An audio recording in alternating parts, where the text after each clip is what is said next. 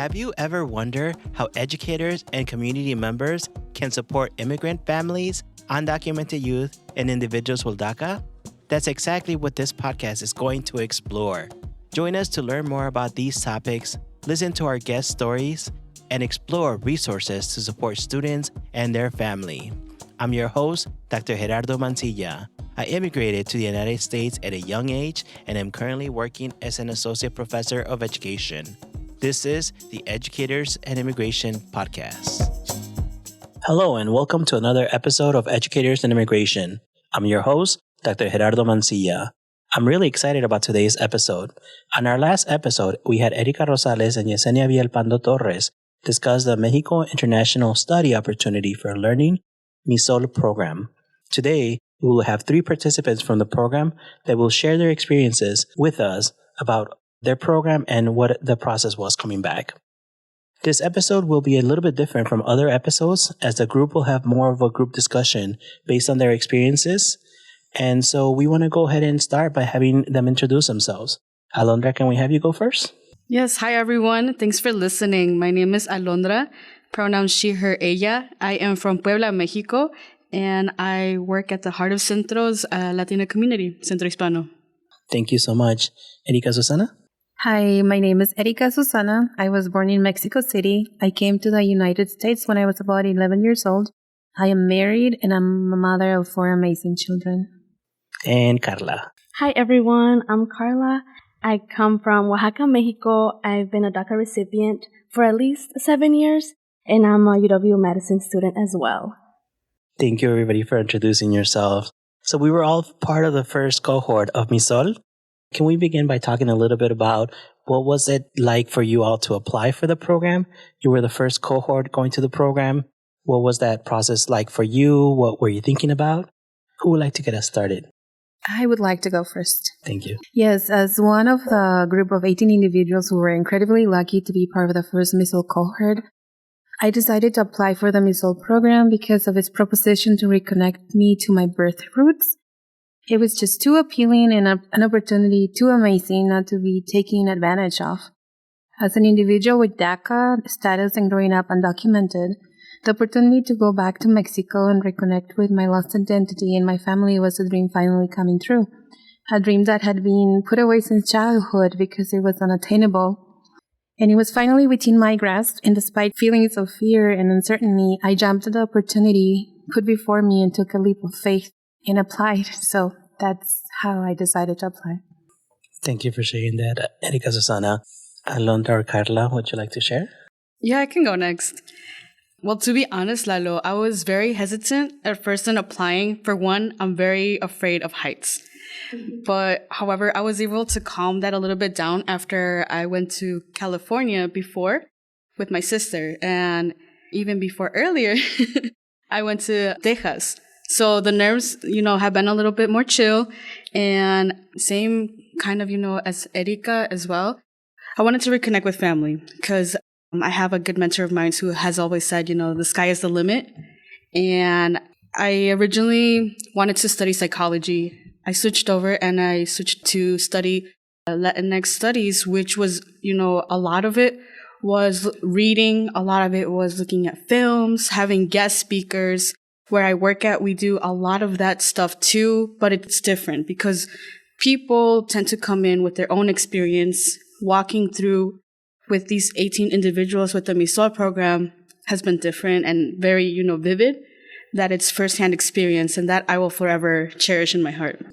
Thank you. Thank you for sharing that fear and that anxiety too that came in the beginning too, and also thinking about how that connecting with family, which is similar to what Erika had mentioned as well. Carla, what about for yourself? Yeah, so I remember I met with Erika Rosales almost a year before the cohort actually started and everything. And I remember she was just brainstorming the ideas of, I'm going to do this program. I don't know if it's going to work out, but I have faith that it will. And when I talked to her a little bit, I was like, oh, I think she has a really good vision. I want to follow it. I want to be part of it. And I was like, okay, she was telling me, you should join, come. And I was like, okay, I'll do it, I'll apply and hope for the best, because I was like, lo que Dios quiere, I really had a lot of faith, and I was excited to actually see it come true. ahorita que Erika and Alos shared, obviously, like, we were hesitant, of course, because we were the first group. And I think it's like such an honor to be the first one because we've experienced everything firsthand to make the other groups or the other cohorts that are coming, make it a little bit easier for them. And I feel like I just trusted a lot in Erika just because I knew her a little bit more than you guys. But I was like, I think con Dios, like, todo se puede. Like, with God, we can do anything. So I felt more relaxed when she was explaining and sharing that everything is going as she planned. And thank you all for entrusting us with that first process. As we've shared with most of you, we were like learning along the way. We were trying to figure out how to make things work. In the travel insurance, we were trying to make sure that we had everything in order for you all. So thank you so much for entrusting us with that as well for the first cohort. So for the program, one of the first parts was to do an ethnographic research where you got to travel and be with your family prior to the program that we were doing with La UNAM. Can you tell us a little bit about how that experience was for you? And maybe, Alondra, we could start with you for this one. Yeah, for sure. For me, it was very touching. I haven't seen my family in, oh my God, a lot of years. Being 26 now, I'm from Mexico. I came to Wisconsin at the age of 3. And I had, some relatives that have been here for years, some relatives that moved back. But I had this particular uncle who I was very amused to see, and I reconnected it with my mom's side of the family. Everyone from my dad is here, but just, it was a lot to carry, mixed emotions, and, a little bit of burden as well, because or at least for me, I also thought of like the politics that led my family into where they are now and how divided we are, and looking at the arts. And I don't know, for a good minute, I felt just kind of angry, to be honest, kind of angry, sad in a way because of how, restricted we are in connecting with our roots and learning the different traditions that we have and all these things that, we talk about and carry. Pero luego, after connecting with my family, I saw like the differences of the things that we experience, that we share, the food that we cultivate that you really can't find easily here. And the climate. The warm climate, it was so different. And that's the thing that I also liked about going back to Mexico, to Puebla, to Tasco, and to all these other different sites that we were at. Just looking, at the different things that were there, but also looking at, how the suburbs are over there, how the city is, how some ancient traditional Mexica and, Olmeca, and we have our Mayas. And I'm like, oh my God, I've seen this in books, but walking the grounds was so much different. And the stories that my abuelita had told me was like, yeah, do you remember this? Do you remember, sleeping here? Do you remember like all these things that I'm like, for once it actually clicked because it wasn't a dream anymore. I was really there. And, the stories that my tias remembered of me and the things that they remembered about my parents and how they first met. And then that was like, the start of everything. And, that's what also makes it emotional because that's where my parents, their original dream was to come here for 2 years. They came as, I call it, unquoted, economic refugees. And the idea was to come here to build a house. And then with the blink of an eye, 23 years after, and we're still here. And it's been real because of the policies, with the Trump administration and that turnaround with the DACA recipients reapplying or, just for new recipients in the future to apply was very much of a challenge. So yeah, it's a lot, and something that I feel like I'm healing from. And it has been very much engaging because I hold to a duality that I didn't think I was ever going to have. And I feel very transformative as well. Thank you for sharing that.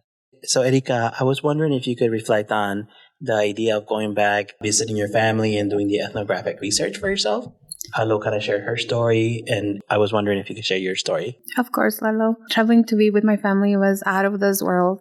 I mean, it was like traveling through a time tunnel. I became like that little girl once again who played without a worry in my mind on the streets with my cousins. I became that child who found refuge in my grandma's arms and felt safe because I was loved once again and I was with her. I was finally home and it was a great feeling. It was actually a surreal feeling. It has become an unforgettable feeling, Lalo. Coming home to their loving arms after 29 years of being separated by a broken immigration system has been, for me, very healing, strengthening, empowering in my life. Despite being separated for these many years, memory flooded our happy conversations and crazy laughter erupted from our souls. It was a great time to cherish their presence physically and their love towards me. If at all, I wanted to freeze time. In reality, I didn't want that time to never end, because those incredible happy moments, I just wanted them to last forever. And like Alo said, you just wanted for once to finally, you wanted this forever, you come here and you're like, I wish I could be back. I wish I could see my grandma. I wish I could see my cousins, my aunts, my uncles. And I was finally there, and it was just like a dream come true. I couldn't not believe it. That's why I said I could just freeze time and make it last forever. So for me, that part of the program was and is still, like Alo said, it's a very healing process and painful as well, because you don't want to leave them. But then you also have reality. So thank you. Thank you for sharing. And I feel like you both mentioned the themes of the healing, the family, the reunion as well. Carla, would you mind sharing your story in terms of thinking about this ethnographic research, going back home, and being with your family? Yeah, for me, it was really emotional and such a beautiful experience, because obviously a long time, like 19 years for me, it was very long. I left when I was 3, so I didn't remember a lot of the things that they told me, like, oh, this is one thing you wore, this is something you play with. Like, I was like, dang, like, I wish I could remember that. And I found myself in some places that I was, and like the things that I did, I had like a connection that, oh, I've done this before, or like this smell seems familiar, this place is something that it was like in my mind, and it was so beautiful. I really loved it. All the time, and like the gap years that I didn't see my grandparents, it's like I got it connected as if I never left. But obviously I was a bit older, obviously, now that I came back, and all the things that they told me, like the stories of my parents and everything, it was like, wow, like now I understand why my family's like this. You kind of connected to your roots, but also like, how was the family before they left? And like, I realized that they left so much just to give us a better future here. And it's something that I felt guilty because my parents couldn't come, and a lot of us, like our parents can't come. And it was like, I shouldn't feel guilty, but I do, because it's kind of unfair to see it that way.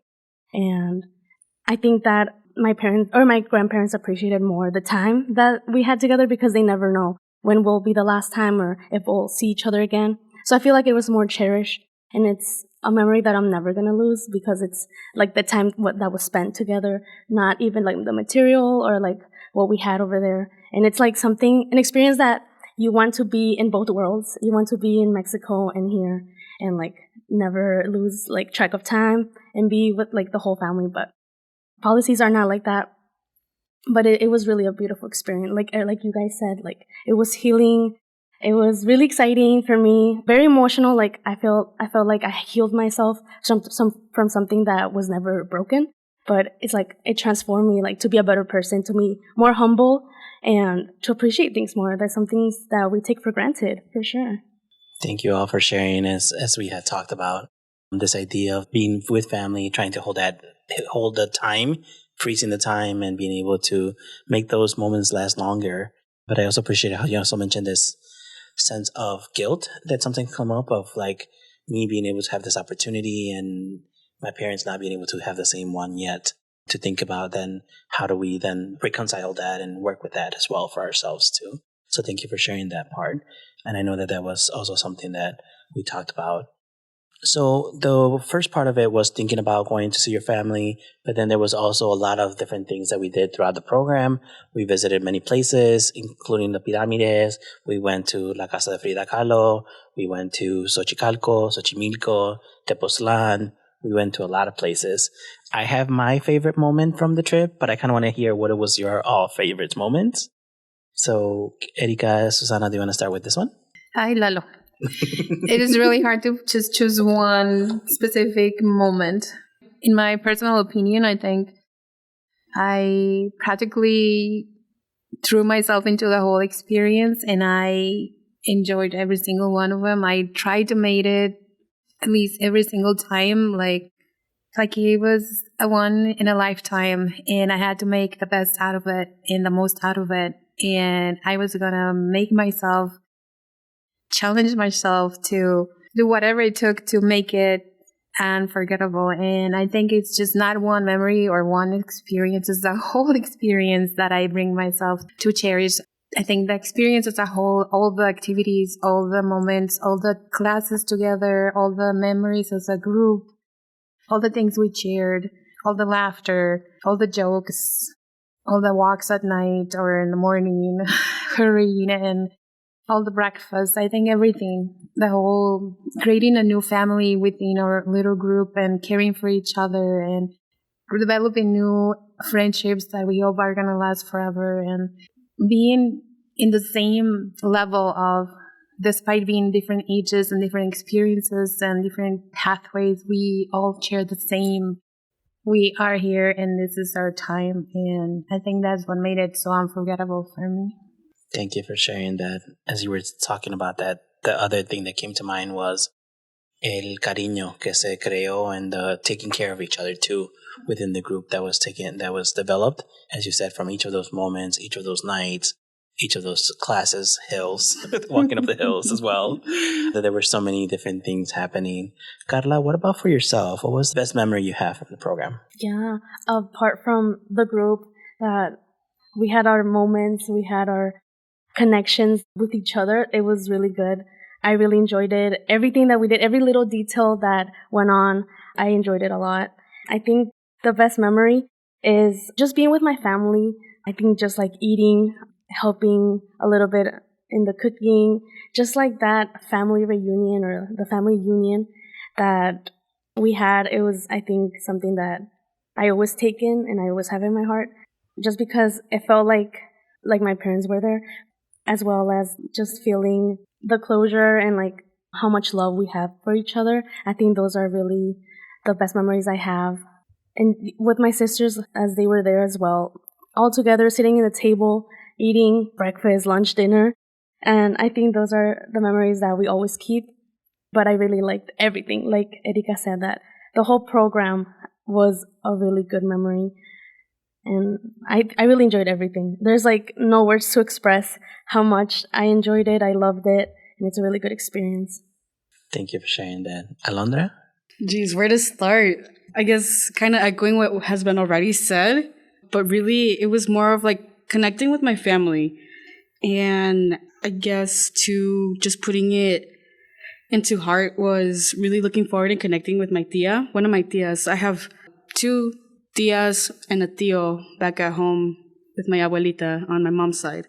And I wanted to connect with my oldest one because I feel like having me as the oldest on my nuclear family, connecting with my tia was really something that I admire a lot. You know, I had like talked to her about like what was going on, and then she talked to me about what was going on, and I was like, that's crazy. You know, we spent a good night just talking about like our life and, you know, things that we remember from when my family was back, you know, all together. So that was very, very momentous, and just holding some wisdom from her. You know, I told her, you know, I'm going through these challenges with work. I'm going through these challenges with life, personal life, you know. So that was very sacred for me.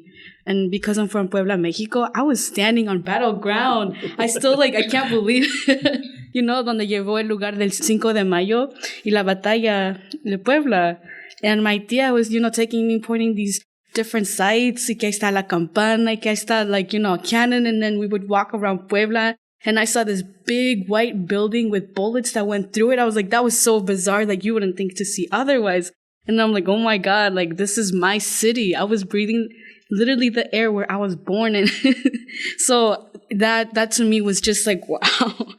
And, you know, looking at the statue de la China Poblana, and like when we went to Tasco and how everybody had their own opinion about la China Poblana, I was like, wait a minute, hold on. No, still like very interesting to see and put it together. And yeah, I want to like highlight this too, is just like the colonization of it all, really. And I felt like I knew about it, you know, we talk about it, but like it was so vivid when I saw La Iglesia de los Remedios, of how there was una pirámide right in the bottom. And on top of that was a church, a big yellow church. And, you know, it looked really beautiful at night, all lit up and up. But I'm like, nah, dude. Abajo de eso, there's oro in there. There's like, our culture's pride possessions that we had known about, but people just don't see it that way no more. And so that's kind of like, food for thought. But to me, like, I was very happy to finally see that in person. And you're talking about the historical sides, the history, the legacy, the pre-Hispanic aspects of Mexico as well. Yeah. I mentioned that for me, when I wrote this question, did have my most memorable moment. And it actually was with Erika Susana as we were going up Tepoztlan. I'm from Cuernavaca, and for a long time, talking to my family, we saw Tepoztlan from Cuernavaca. And for a long time, I've been wanting to go there, and every time I was trying to go there, I never could. So it's interesting because this was the first year that I was actually able to go to Tepoztlan with the program. And one of the things that we talked about was the pirámide. But the pirámide is, you have to go up the hill to get to the pirámide El Teposteco. And so in order to get to El Teposteco, we had to go up a lot of hills. And that was one of the places where for me it was very powerful because I was hiking with Erika Susana, and it took us a while to get up there. A long while. But nonetheless, we just kind of pushed each other. We supported each other. We did it together, and we took our time. We did it slowly. And the group ahead of us had already gone ahead of us. And when we got to the top, they actually were waiting for us too. And so to have them wait for us and knowing that we were going to take that picture at the top of the hill with all of us then there, I feel like for me, that was one of the most powerful moments because, again, it's our own journeys that are intertwined, but we're all interconnected and we're all supporting each other. So I feel like for me, that became one of the most beautiful moments because it was like, regardless of how we were going up there, our goal was to get to the top of it. And once we were there, we were all there together. And we did get to see El Teposteco, which for me was very healing as well, because that's something that I also have been craving. I think Carla mentioned this idea of I didn't know that I was missing it until I was there. And I feel like that was a really powerful moment. Hello, I wanted to say something about that memory, which was also it is very powerful to me. It's just that you are just an amazing person. And I remember you saying, we started and we're going to finish it. And I was like, okay, Lalo, here we go. We're going to finish. Being on the top of the hill was just breathtaking. And thank you for not giving up on me and pushing each other. That was very beautiful. Knowing that we are here to help each other achieve our goals is just very powerful. And again, for me, I think that resembled a lot of what we did throughout the whole program, right? Like, it's like, how do we look out for each other? How do we encourage each other? How do we also acknowledge each other's stories as we were going through different places?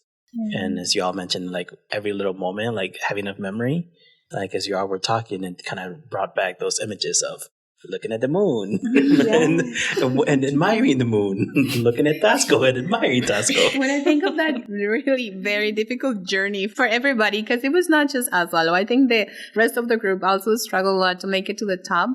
But I think that journey, you can reflect that on life. I mean, you go through difficult times and you need somebody to push you forward and make you get to your limit and be like, you can go beyond that. You just don't know that you can go beyond that. And just like knowing that that journey can reflect your life, like in other different areas, it's just very beautiful. Like that friendship, that kindness, that we can do it. It was difficult and it just resembles how hard you worked. Like you and Yesenia and Erika, how hard you guys work against adversity to make this program a reality. It just can resemble that whole difficult journey to go up that hill and we're on top. I think it's the same. Like you guys struggled so much to make it happen. And you had to look at different people helping you get through like these 18 individuals to make it happen. And it finally happened and we are all on the top. So it was kind of it's a really cool like parallel example. Yeah. Well, and I think for me that's why it was so memorable.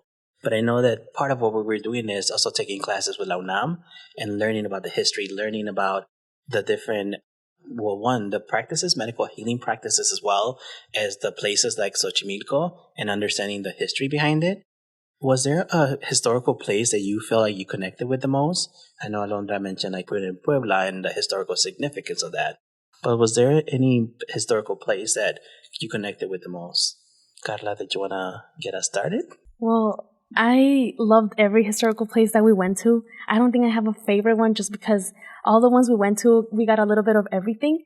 We learn about history. We learn about the buildings, like everything. I really enjoyed it just because it's history that we weren't there for. But just walking, like Alo said, we walking on the ground of it, like it just felt surreal. Like people, like a lot of Mexicans were there and like, you know, they can see it like day to day. But us being here, like, wow, we actually are here, you know, at the heart of Mexico. It's like, whoa, it just felt so surreal. I enjoyed everything. I like Xochimilco a lot.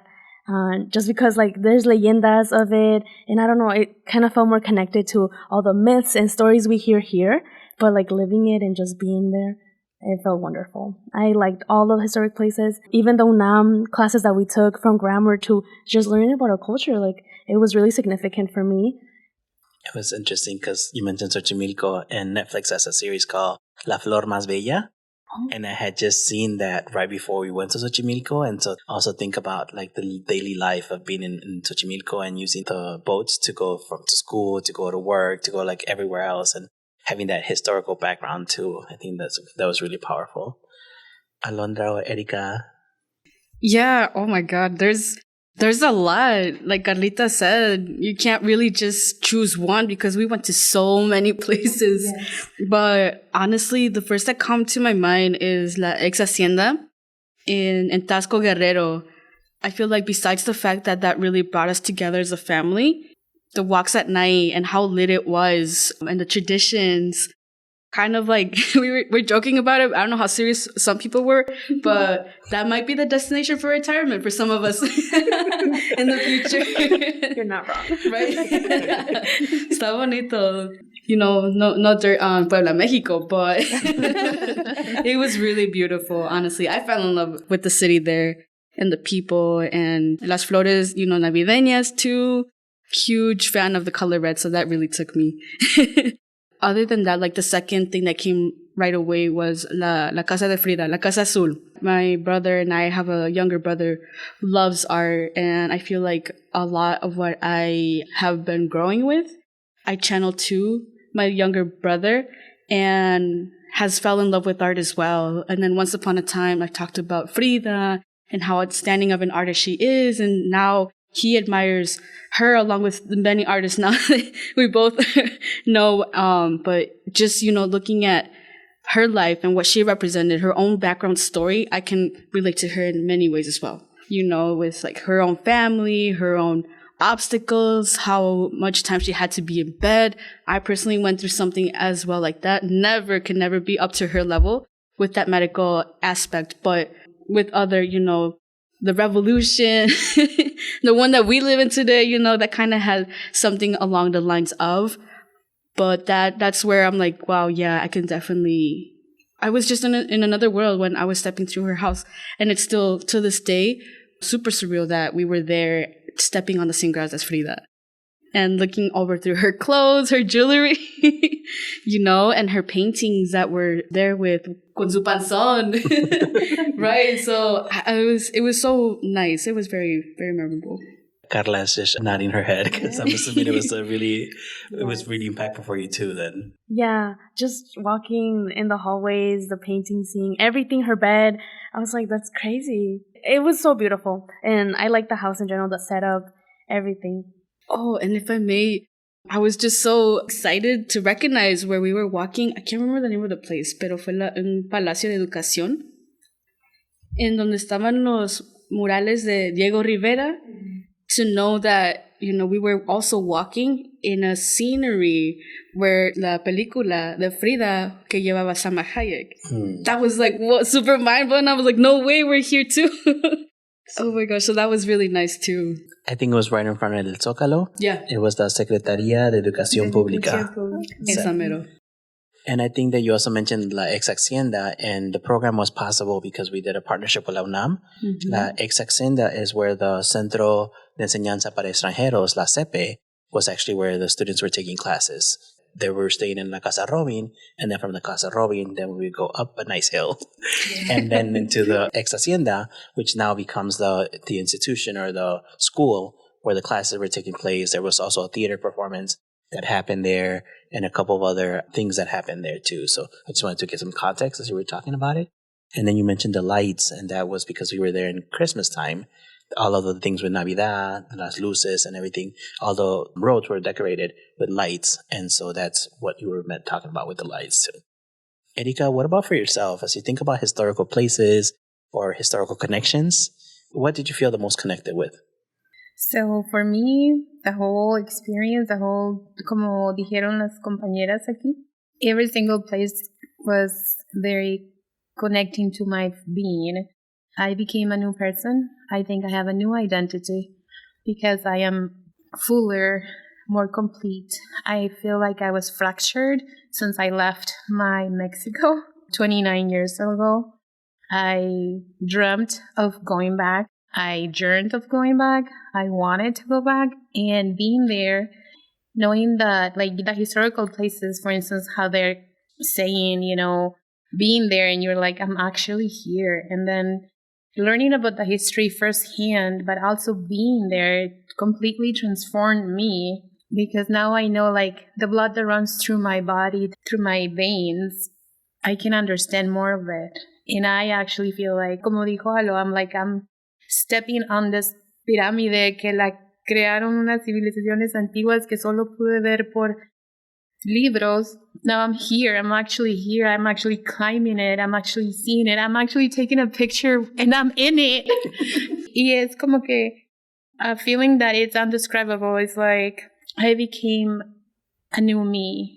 I reconnected with that fractured self of myself, and I feel that I am more whole.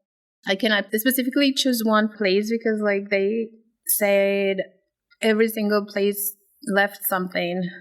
Como la hacienda, learning about how people, like the story the teacher was telling us about how they use prisoners or Indians and they abuse them, and how they process the silver, and how that became like such a powerful, like, little town or place, and or it was due to the lives and suffering and blood of so many other people that were innocent.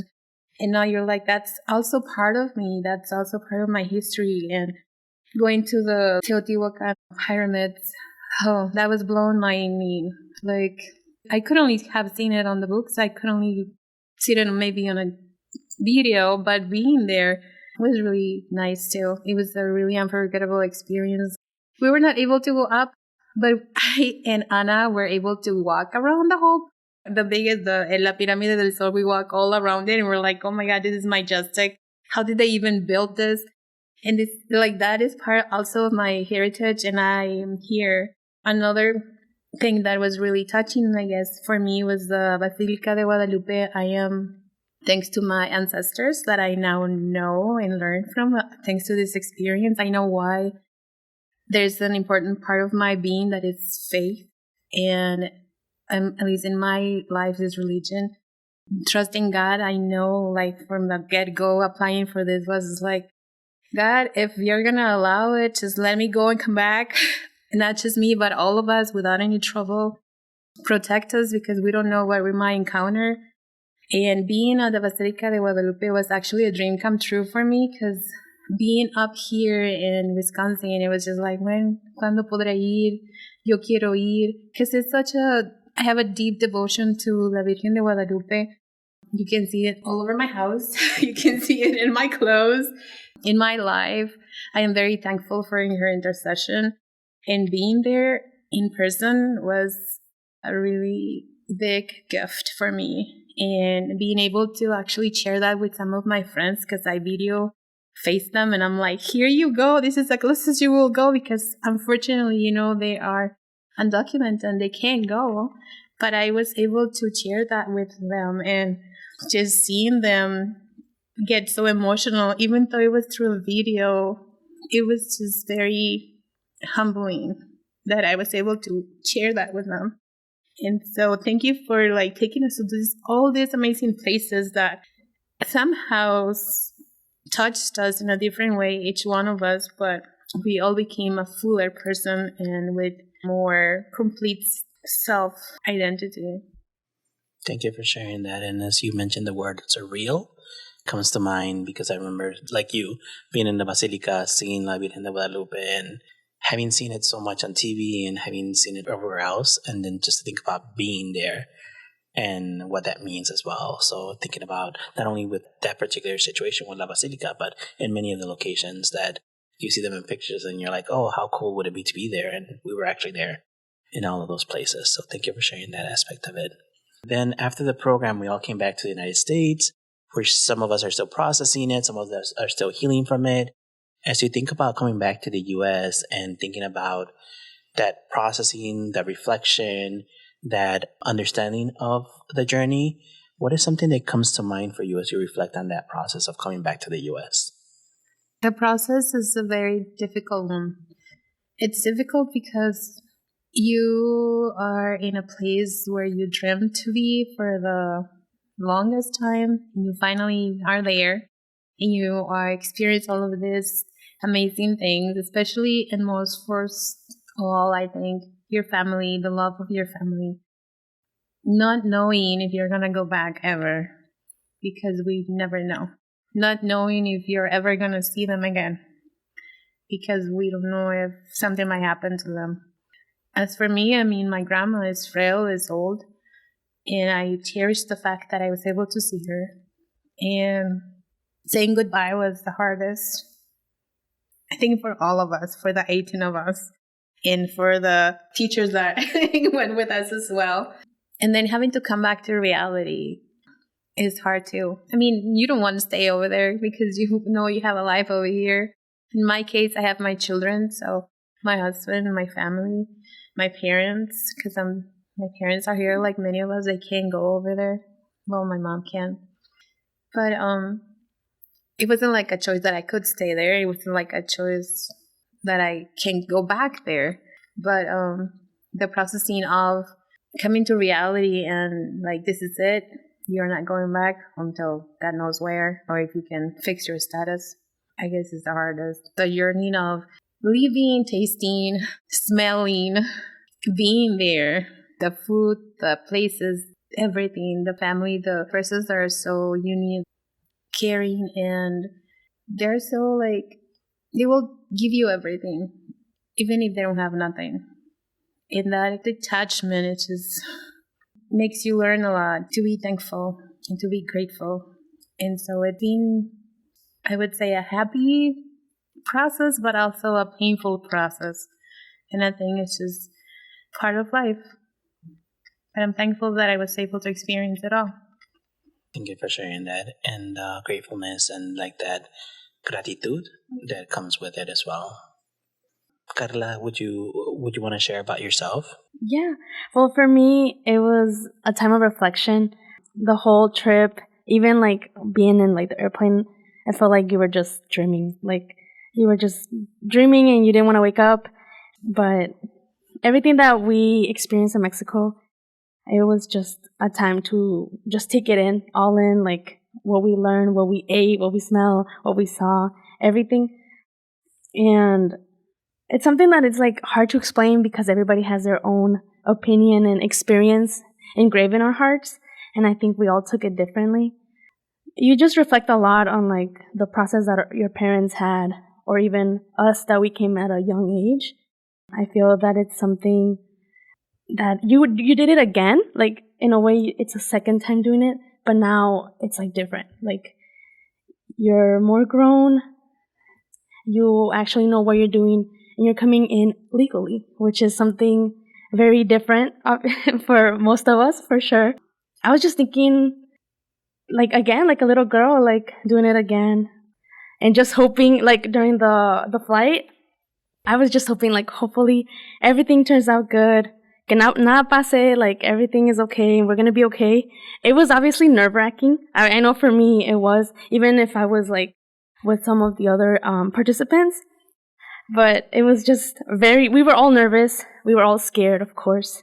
It was like the moment of truth, like lo que pase, pasa. And being just like the first group to experience it all together, we were kind of confused, like going through the immigration process, like what are they going to ask us? What are they going to look up? Like what information do they have? And in that moment, I felt like it was like, just trust on God, just trust the lawyers, trust the committee, everything. Like, and I knew we were going to be okay because you guys enforced that. But we just took it all in. I felt like when we came back, I just took it all in. Like it was such a worth experience. And it was like a dream. I was still like, whoa, like we're coming back, like, like back to our home, but then leaving another home. Like I felt really emotional. And I like that on the plane coming back, we were talking about it. We were like sharing memories from our own families. So a lot of us are still processing it. Like I'm still processing it. Like I still have memories like if I'm there. I still have dreams of being there with the family. And I feel like that's never going to end until we have another trip. And I know that for me, at least, since I did it like one time, I feel like I can do it again by myself. Like it's more like intimate or like, something more personal to do it. But yeah, just reflecting on like what you left, but being fulfilled that you did it. Like you at least did it and went to see what you left there, talk with family. And they were all like, at least my parents and my family in Mexico, they were all like, it's going to be okay. Like they did prayers and everything. Hasta me hizo una limpieza before I left because we kind of needed, and like we kind of felt like anything can happen, right? And yeah, and it was okay. Like it was fine. But something more powerful beyond us was there for sure. Like our energy was there and everything turned out good. But just the moment, like you're living it and it's live, you're like, oh, like everything hits you. And it doesn't feel real until you come back to reality here, which is so different, obviously. But I feel like I'm still processing it and like just like finding something there and like actually being good and internally, like honestly, let's just take it all in and then hope for the best that we soon go back, maybe all individually, like alone, but we can come back and like we can prove that we can do it, like it can happen, y todo, que todo esté bien, like everything is okay as long as you do it, as long as you do the first step, I think. And that's something that we did. I'm happy that everything turned out good. And when you were talking about like doing everything, it's just like being thorough with the application, making sure we know like what's happening, asesorarnos con los abogados, like all of those things that were also helpful. In addition to kind of like I mentioned in the beginning, you all entrusting us with this process and trying to make sure we could cover our bases as much as possible. Thank you for sharing that reflection as well. Did you want to share? Yeah, I can share a little bit too. It's very complex in finding a program like this one. For one, the cost. Second, the trust. Third, just the reliability and how I feel like almost everybody already knew the steering committee one way or another through school, through community. So just knowing who went there, coming back, and as everybody kind of already said, we are still processing this, but it kind of alleviates and gives us a chance to fully breathe.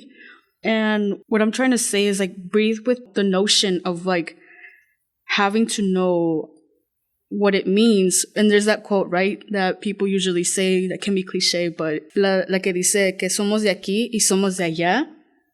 That to me felt like more alive when stepping back from Mexico to Wisconsin. And yeah, like Carlita too, I've also had dreams about being with my family back and then, taking it like, here's chapter 4 of what happened there. But yeah, mixed emotions in that process is just coming back. I feel like I have a little bit more respect of my own culture, especially my parents, for that huge sacrifice that they took. And, just realizing, how not only the respect, but how sensitive me being the only sibling and how I used to, I don't know, like I know that they are very proud of what we have done as a family where we're striving to do.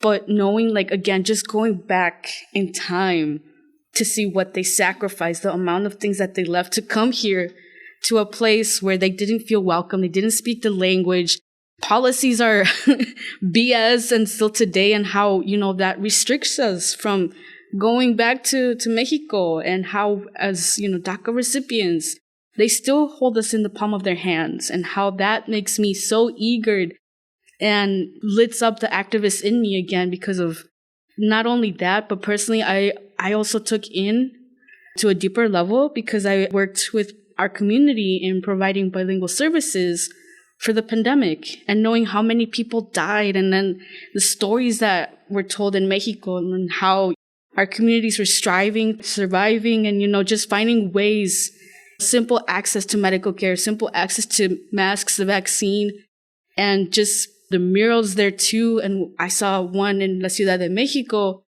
and we learned right with our class in UNAM that that's how people know. That's how people know what's going on, because some people can't read. Some people don't know like what politics are unless they see it, through paintings as a different way of communication. So when I saw, when I first learned that, and then I saw that mural of an indigenous woman with the mask, I was like, wow, that's modern time right there. That's modern history. And that really spoke to me, at least, just seeing also too, when I went to the cemetery and how my uncle told me, yeah, like before the pandemic, this graveyard was half its size and then it grew over time. Within the last 2 years, I was like, oh my God, that's crazy. And here, people think it's free. It's not. The government pays for it.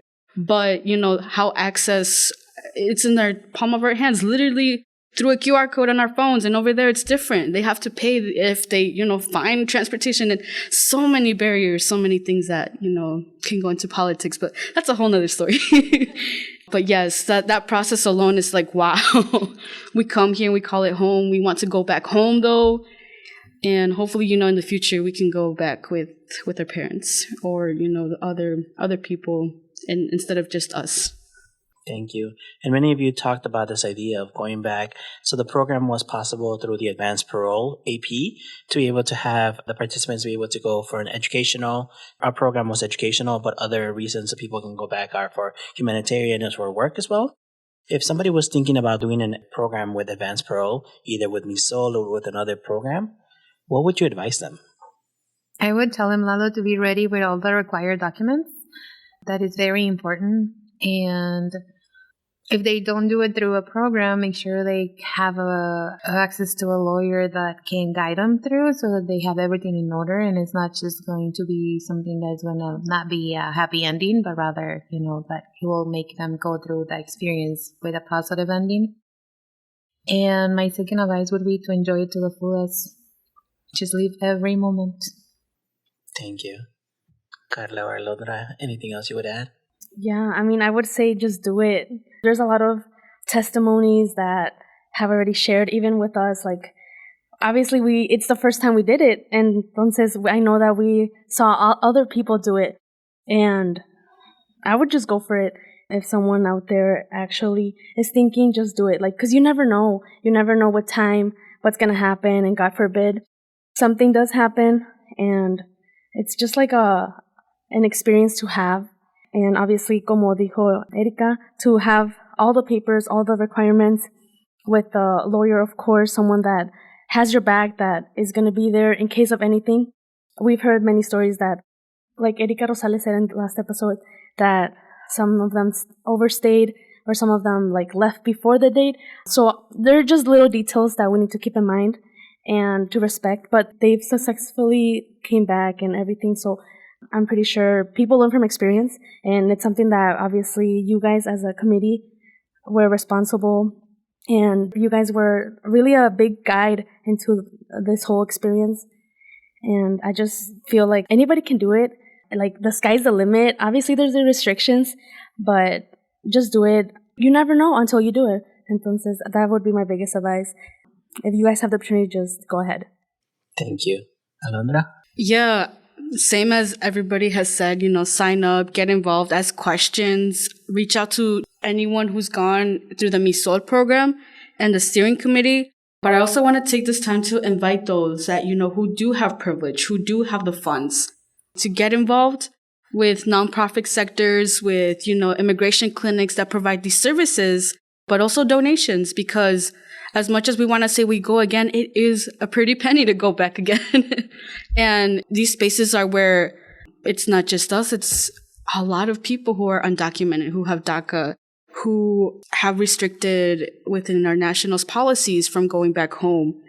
And this is just one piece of the puzzle on how we feel about DACA on a social aspect, but it's also, very triggering and has put our mental health in jeopardy as well, as some of us are still healing, some of us are still processing this. And it's just a lot. It's a burden, but it's also something very beautiful of going back home and knowing what that means for each and every one of us. But yes, that's the full experience and my advice. Thank you so much. And thank you for also mentioning that how other people can support this work and other work. This program, it was housed within the Center for Dreamers. And you mentioned donations. As we are actually setting up the next cohort, we're thinking about doing another trip in August. And so we have selected 18 participants that are also going to be going. If people are interested in doing a donation, they could go to dreamers.law.wisc.edu. Again, the website is dreamers.law.wisc.edu. So dreamers, DREAMERS .law, LAW, .wisc.edu. And so they could do a donation there to support the work, to make sure that other people have the opportunity to do it. And similarly, if there's other clinics or other organizations that are doing this kind of work, they could either volunteer or they could actually financially donate as well. So as we're getting to the end of the podcast, one of the last questions that I want to ask each of you is there anything else that you would like to share with the audience? So thinking about your final thoughts, thinking about what else you would like the audience to know, or anything else that you would like to share with the audience. I do, Lalo. I want to thank the Center of Dreamers of UW-Madison. I want to thank the continuing studies at UW-Madison, MISOL, and UNAM, CEPE, in la Universidad Nacional Autónoma de México for this amazing opportunity for me and my 17 other cohort friends and amazing individuals that share this experience with me. I think that you guys did an amazing job in making everything be transparent and be fully responsible for every single thing. And despite the whole exhaustion and perhaps worried, but thank you, and thank you 100 times for making this possible. Thank you for sharing that and for mentioning all the people that it took a village to make it happen. And so thank you for acknowledging all of the different partnerships that were important for that, as well as the commitment from the steering committee and as your first cohort also entrusting us in that. Carla? Yeah, thank you guys so much for doing this a reality. I know it took a lot of work and you guys don't get anything in return other than experiences and just the family we have created. How Erika mentioned, everything that you guys did, it's something that we're always going to take in our hearts. So we're always going to, there's not a lot of thanks to fulfill what you guys did for us. And I know that the summer cohort is really lucky to have you guys and they're really in good hands. It's going to be an easier process than what we went through. And I feel like I am honored, like all the other cohort participants, to do this for the first time with you guys. And we're never going to forget it. It's going to be always there. Entonces, yeah, thank you so much. Thank you so much for sharing that. Alondra? Me quitaron las palabras. I don't know what else to say. Other than, from the bottom of my heart, thank you, Lalo. Thank you to all the steering committee, to UNAM, to everyone that participated with our first cohort. I feel like we've gotten closer. We've gotten to know each other for sure. And, to those that are applying out there, whether with this one or any other program, do take advantage. Have pride in who you are. And this little quote that I always tell my students as well over at Centro Hispano, be proud of where you come from, who you are, and where you're going to go in the future. And to always look back at your past, because that's the only way we're going to move forward. And I feel like that's what I grasp a lot from the MISOL program. Our history, our culture, traditions, food, family, art, and new amistades. So thank you, Lalo. Thank you. And thank you all for being here. Carla, Erika Susana, Alondra, thank you so much. It was a pleasure to be in the program with you all and experience in MISOL for the first time with you all in there. And as you all mentioned, there were so many everything was very memorable, and we wanted to kind of hold it and keep it and be there as long as possible. So thank you all for coming. Thank you for sharing your stories, and thank you for all the work that you all are doing as well. No, thank you for having us, Lalo. And just a little thing that I want to put out there is that by doing these things, you will impact other lives. In my case, my experience will impact directly my children, and I know it will impact if they ever have children. And it's like a little chain of positiveness that, goes into the future, goes into our community. And MISOL is an amazing program, and I'm praying that it continues so that we can impact many more lives. Thank you. And thank you for sharing also about like the larger impact it had and it continues to have. Thank you. Yes, thank you. So, gracias a todos.